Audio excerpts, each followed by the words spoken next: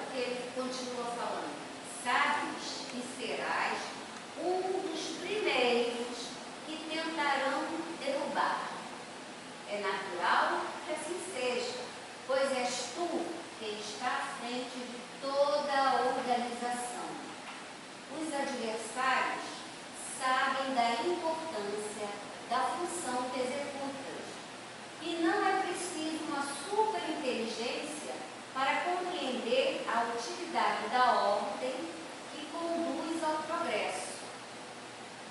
Ele chama a atenção exatamente para isso. O Castro é o presidente da casa. Ele que é o pilar da casa. Então, evidentemente, que ele será o primeiro a ser afetado. Né? Continuando. E tu estás cumprindo satisfatoriamente com os teus deveres, que, aliás, tem garantido a ti proteção espiritual proporcional. Agora, é natural que passes pela prova como qualquer trabalhador. Então, ele está sendo muito claro aqui. Não é porque é o presidente, que é aquela pessoa preparada, né, que ele não vai ser colocado à prova. Todos nós, aliás, nós estamos num mundo de provas e expressões. Né? A gente está sendo colocado à prova todo momento. Todo momento nós estamos aqui para esse aprendizado. É importante que tenhamos essa consciência. Então ele continua. Certamente, isso é o benfeitor ainda, tá? Certamente compreendes que o fato de assumires uma função não te coloca acima dos tarefeiros menores. Sabes que não és melhor que ninguém. Muito interessante isso, né? Ele é bem taxativo, apesar de toda a gentileza, mas é preciso que se tenha essa consciência, né? Entendes a necessidade de te esforçares no caminho do próprio progresso, como todos nós. Assim, não esperes privilégios. Pelo contrário, será exigido mais de ti. Porque, estando à frente de tarefa tão importante, é natural que suponhamos esteja te empenhando mais do que os outros na busca de tua própria reforma íntima. Então, ele está ali afirmando muito categoricamente a responsabilidade que o presidente da casa tem. Então, ele diz, a exigência a ele é maior, mas a responsabilidade dele é maior do que a dos outros. Né? Quando uma pessoa chega a essa função de uma casa espírita, com certeza isso não foi à toa. Né? Todo mundo sabe hoje, com os ensinamentos do espiritismo, né? Tudo que nos chega de revelação do mundo espiritual, todos nós sabemos que antes de reencarnarmos, né, a gente passa lá no Ministério da Reencarnação e lá existe uma grande bolsa de negociação. Por quê? Porque a gente tem muitas dívidas. Nós temos muito a pagar, nosso boletos imensos. E a gente se compromete com tarefas, com missões aqui na Terra. Então, o que acontece? A gente se coloca naquele compromisso, né? Em determinado tempo, eu vou estar à frente de uma casa espírita e se compromete na realização da tarefa. E a espiritualidade está ali para ajudar. Então, a gente vai chegar lá. Não ignoras o próprio passado. Continua falando.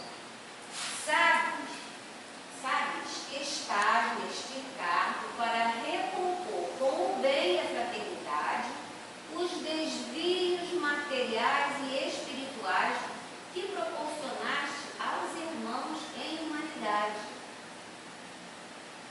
Todos trazemos débitos a saldar junto às leis divinas.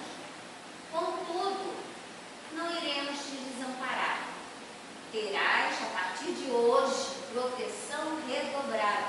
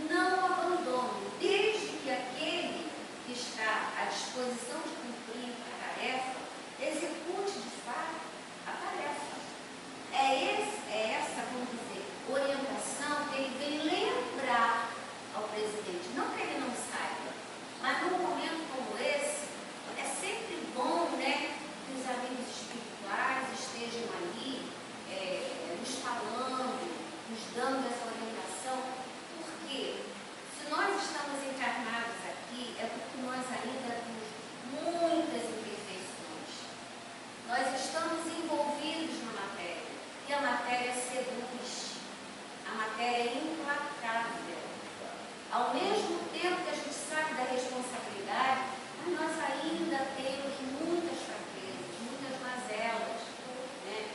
As mazelas nossas não são aquelas mazelas do passado de matar com a espada, mas as piores ainda são aquelas que elas agem ocultamente. Aquelas que para nós, né, a gente pensa que está em segredo, mas para a espiritualidade não está. Então, a gente às vezes pisa na porta, né? Sem querer, todos nós. Mas isso é muito natural, né? Nós estamos sujeitos a isso. E é isso que ele está falando.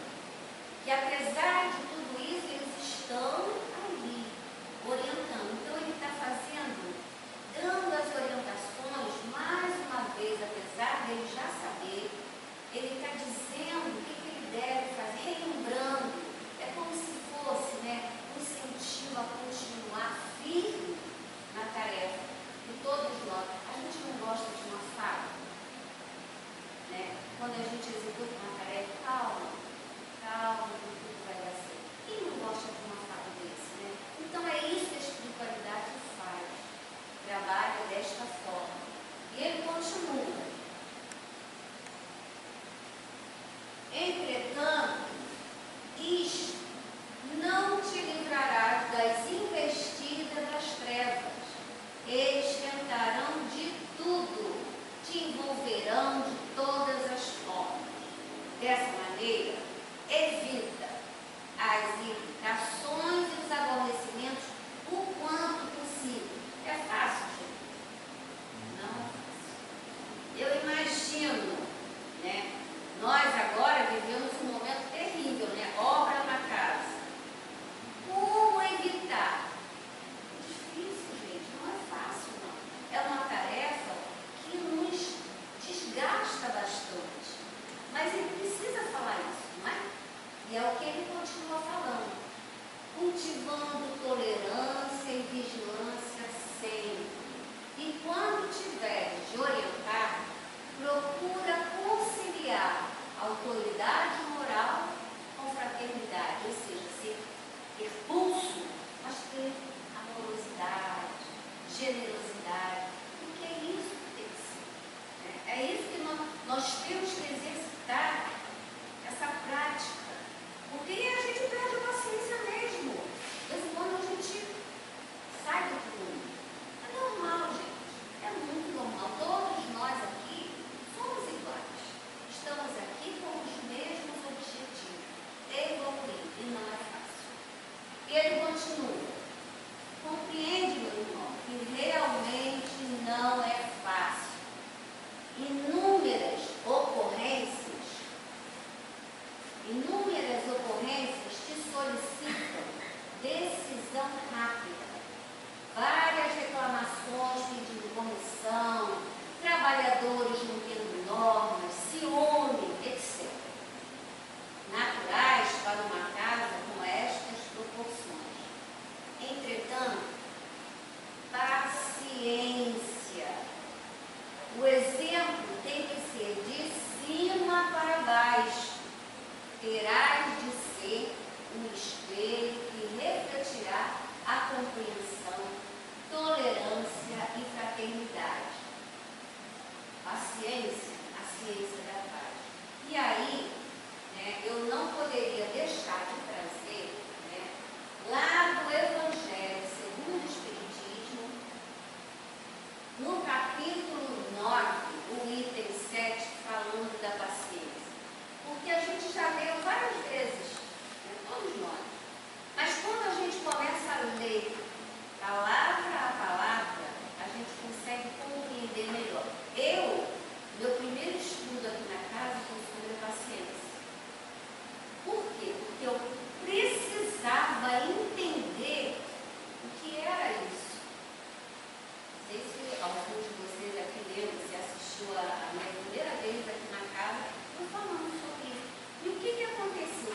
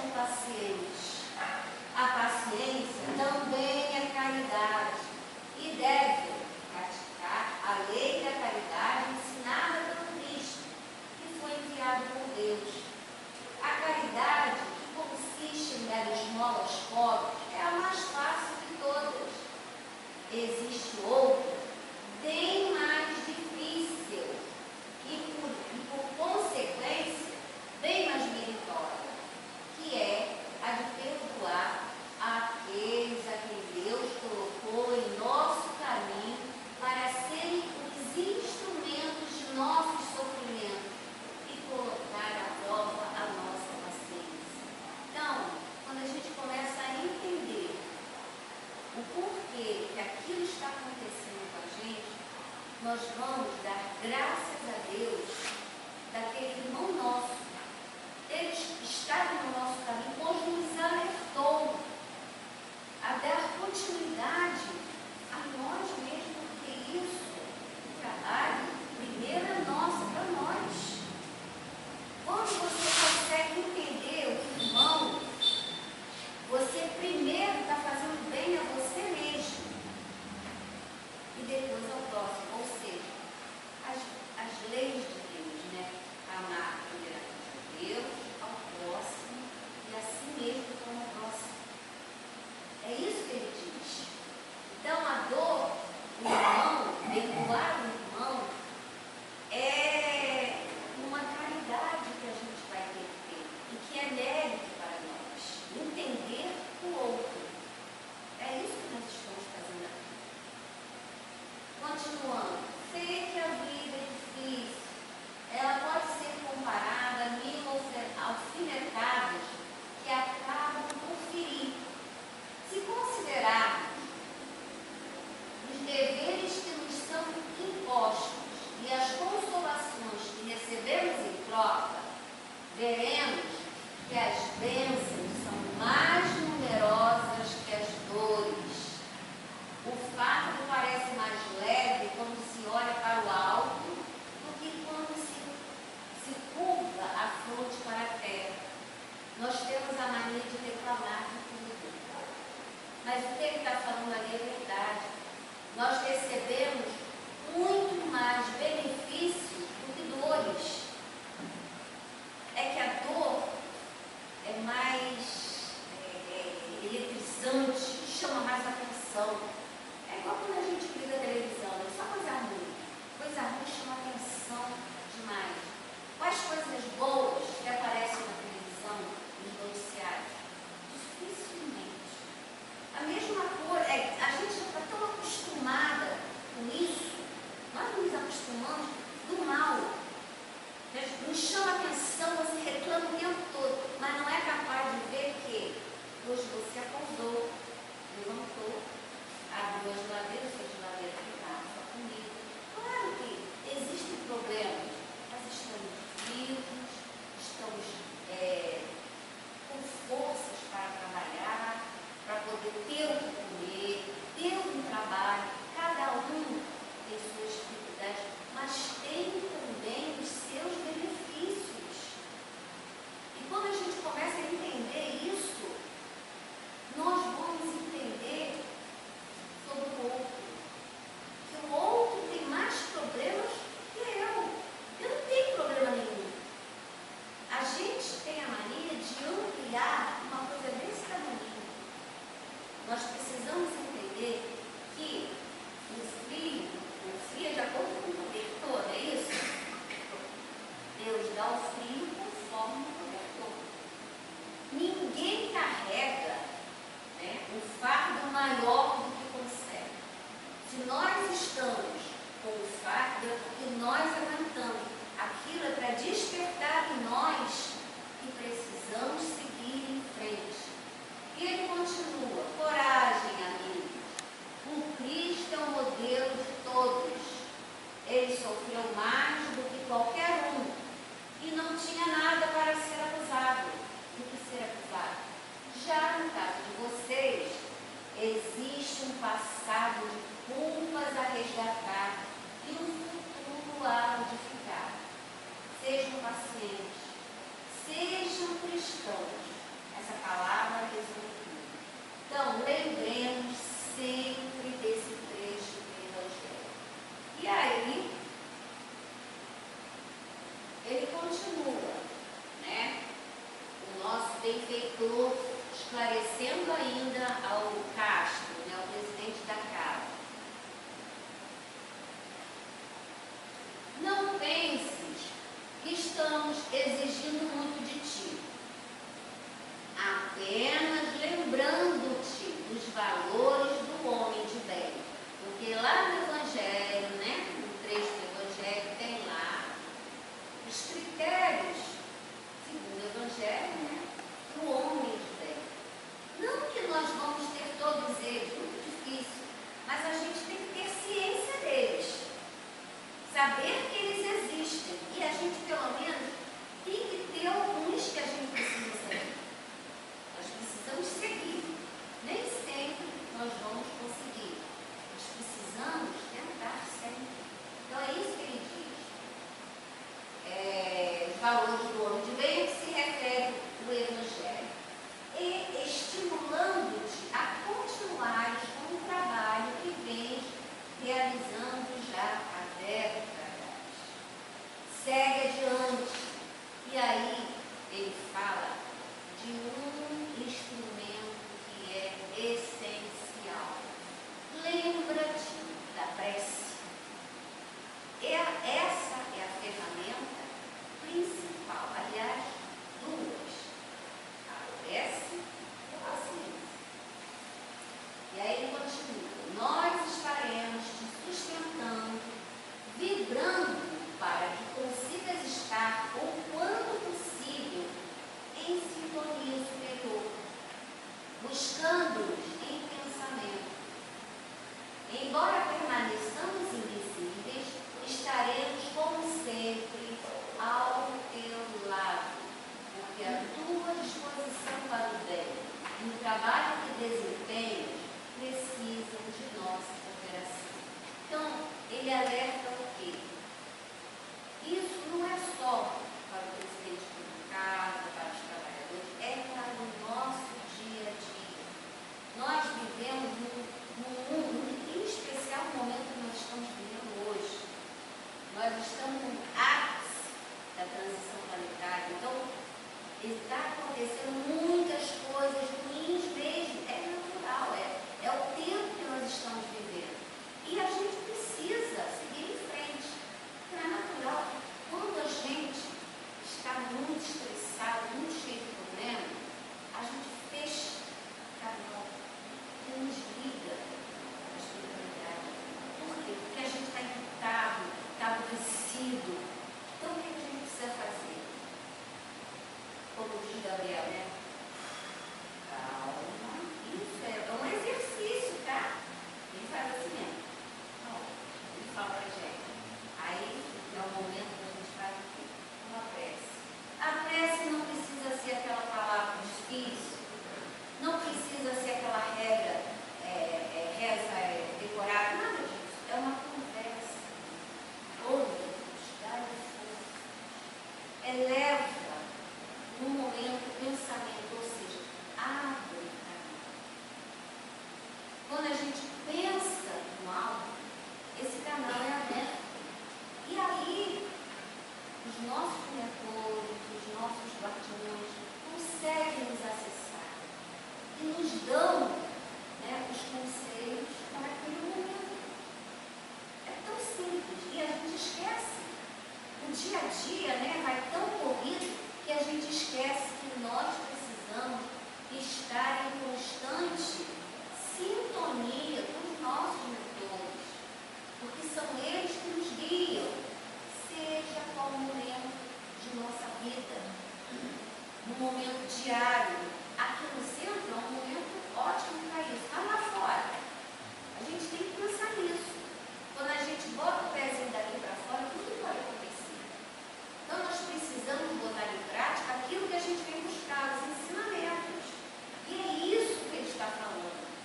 São esses os conselhos que os mentores, né, os benfeitores estão dando ao presidente da casa. Lembra da prece, não esqueça, porque a gente esquece. Mas a gente precisa lembrar de abrir esse canal. E aí ele continua. Temos trabalhado em benefício de tua saúde, para que os anos não pesem demais sobre ti, impedindo-te a continuidade da obra. Então, quando a gente trabalha, o bem olha até por nossa saúde. Né? O Marcos agora passou há pouco tempo, né, um problema sério de saúde, está ali, ó,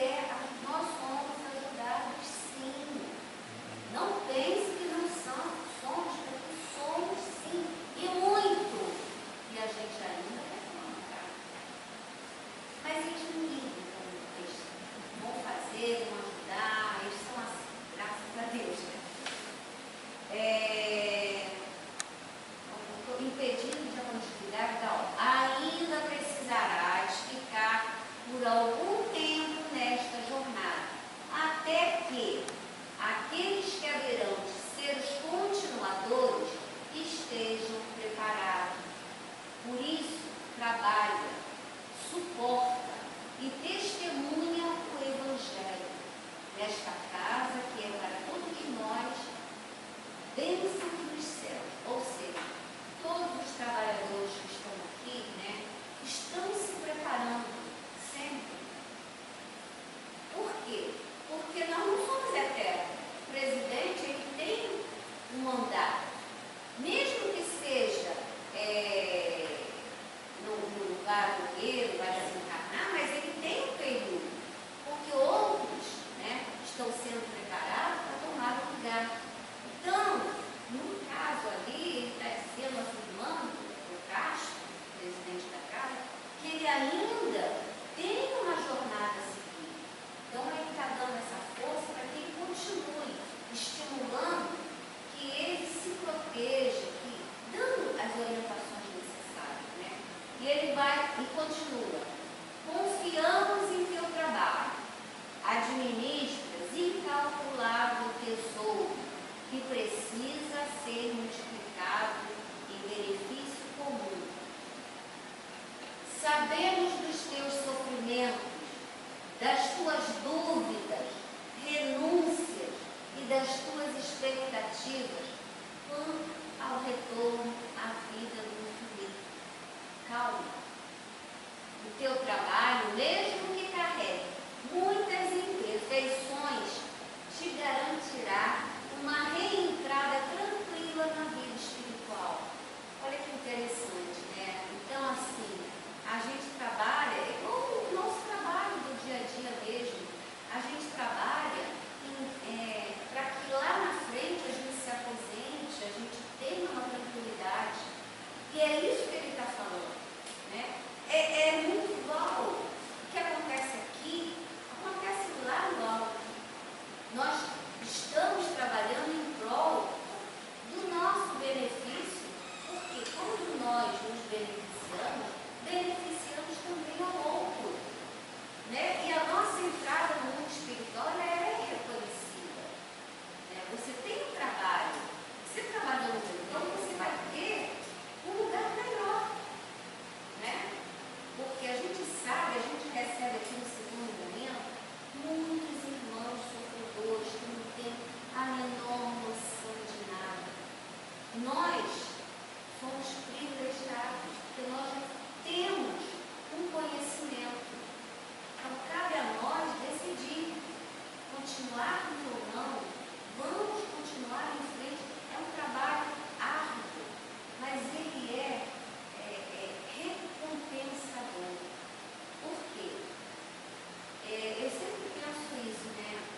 Existem outras instituições religiosas, né, que eles trabalham em prol do, vamos dizer assim, do material, né? Porque aquilo que eu vou receber aqui na terra, os aleluias, os louvores materiais, que não é ruim, evidentemente, nós somos humanos, a gente precisa. Só que o nosso entendimento já vai muito além, né? Porque tudo que nós recebemos na matéria, a gente deixa na matéria. O que a gente leva é o que a gente pratica, né, moralmente. São os valores morais, os valores espirituais. E isso é que nos engrandece. É isso que nos coloca em uma posição melhor no mundo espiritual. São os nossos méritos, o trabalho no bem. E isso nos dá um incentivo de continuar a tarefa. E aí ele continua.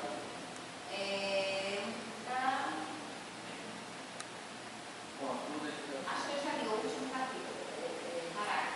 Não desanimes em momento algum. Embora muitos não valorizem tua presença firme, tens sustentado inúmeras criaturas, convertendo-te em verdadeiro exemplo de trabalho cristão. Então, ele sempre aconselhando, não liga para o teu salário, né? A tua postura tem ajudado a muitas pessoas. Olha, aqui na casa a gente recebe tantas pessoas no ano, tantas pessoas que vêm aqui em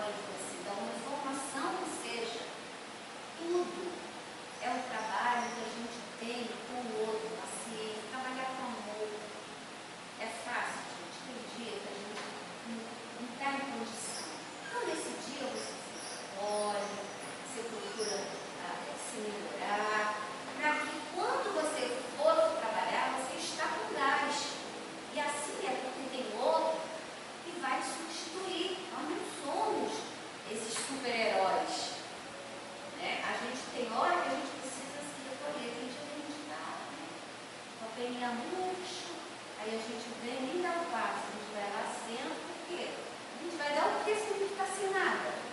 Então a gente tem que reconhecer isso, que tem horas que a gente precisa se reabastecer, continuar a tarefa. E é isso que ele está falando. A espiritualidade está ali sempre. Mesmo que não entre na faixa vibratória dos inimigos do bem, eles desejarão te atingir, olha que interessante, através dos cooperadores e frequentadores invigilantes, que te endereçarão palavras duras, a fim de cortar-te qual navalha afiada ao coração generoso. Ou seja, eles percebem aqueles invigilantes, aqueles trabalhadores que estão ali e que não estão firmes no propósito do trabalho, e os obsessores usam aquele irmão para fazer aquela farra. Aí o outro vai lá, fala, aí o outro, ai meu Deus, aí começa aquela desarmonia do centro. Enfim, isso nós precisamos ter ciência, né? Porque todos nós somos imperfeitos. Se nós não vigiar e orar sempre, porque se não acontecer isso, a gente atreve sim. Quando a gente vê, a gente está fazendo fofoca. E fulano, fulano não sei o que, aí começa. A gente precisa ter essa noção de que nós somos responsáveis pelo que sai de nossa boca, principalmente quando a gente pisa aqui na casa espírita, porque nós estamos aqui como objetivo, é o objetivo do trabalho. Precisamos ter noção da nossa responsabilidade, do nosso compromisso. Quando estamos prontos para trabalhar, é para trabalhar. E trabalhar no bem, sabendo exatamente que isso acontece. E a nossa casa aqui, volta e meia, aqui na tarde, tá? Não é de hoje que acontece isso. E aí ele continua. Quando achares que irás explodir, lembra-te que é preciso pensar na obra e por ela não ter o fim. Porque tem hora que é o pingo d'água, né? A gota d'água, dá vontade de... Eu lembro de dizer, então até discute, né? Mas a obra tem que continuar. A gente tem que fazer aquilo, né? Calma, né? Continuar. E aí eu trouxe essa imagem que eu acho muito interessante. O plano espiritual superior necessita de médios em condições de seres arautos da boa nova, consolando, esclarecendo, orientando, visando a redenção própria e a de seus semelhantes. É fácil? Não é fácil. A gente sabe disso. A gente nunca vai chegar à perfeição, pelo menos ainda, né? A gente ainda tem muito que trilhar, mas a gente já pensa, só em pensar, só em a gente está aqui, primeira quarta-feira de cinza, né? Quando a gente está ali fora, ali curtindo o carnaval, a gente já não tem mais esse pensamento. Não que a gente ache ruim, não. Todo mundo tem o direito de ser o que quiser ser, não é verdade? Mas nós já olhamos com outro olhar, né? Um olhar esperando que aquele que estava precisando entre aqui na casa e seja atendido. Por quê? Porque nós já temos essa compreensão da compaixão. O que é a compaixão? É ajudar o outro, independente de quem ele seja. Esse é o olhar da compaixão. Ajudar sempre. Não importa o que.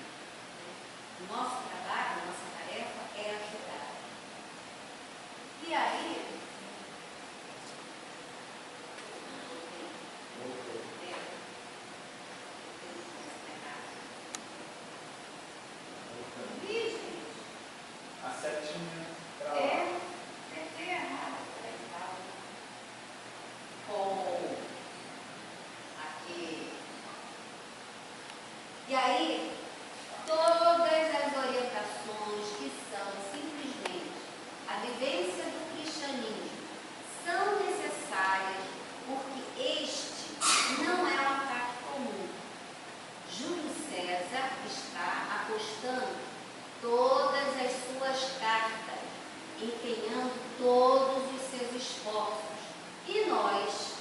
guardamos grande desejo de envolvê-los em nossos braços, conduzindo ao progresso. Ou seja, o Júlio César é o inimigo, mas esse inimigo a gente quer abraçá-lo e não que ele fique longe. Não, a gente quer que ele chegue até nós. Então, o trabalho de uma casa espírita é essa, é aproveitar a oportunidade desse irmão que está com muito ódio, né? E aí tentar trazer ele ao conhecimento, à orientação do que é o mundo espiritual, do que o objetivo que ele está aqui na Terra, esclarecimento. É o que ele está dizendo ali. Porque a nossa tarefa é ajudar o outro em busca do seu progresso espiritual, da sua evolução. Ele ainda não tem condição de entender, mas nós não vamos desistir. Não é o primeiro ataque, não vai ser o último. A gente vai estar sempre de braços abertos, recebendo esses nossos irmãos sofredores. Mas, para isso, será necessário um trabalho conjunto, tanto do mundo invisível quanto do mundo encarnado. O trabalho é em equipe. Nada acontece na casa que o mundo espiritual não esteja planejando. Temos que ter essa ciência. Tudo acontece aqui com o que foi planejado. Até mesmo aqueles que entram para perturbar, não há. Eles têm permissão. Por quê? Porque eles precisam ser conscientizados. E para nossa prova também, a gente precisa passar por isso, para o nosso crescimento. Dessa maneira, precisamos contar com o teu comando, exaltando a paciência.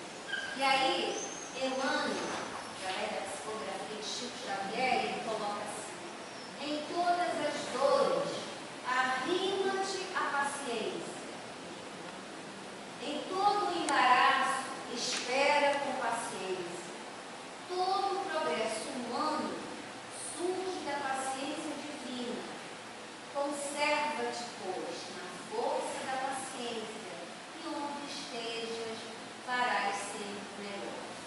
Aí eu trouxe uma figura, que é uma frase de Santo Agostinho, que eu achei me remeteu a uma paz, né? A paciência é companheira da sabedoria. E uma imagem assim nos leva, né, a pensar um lugarzinho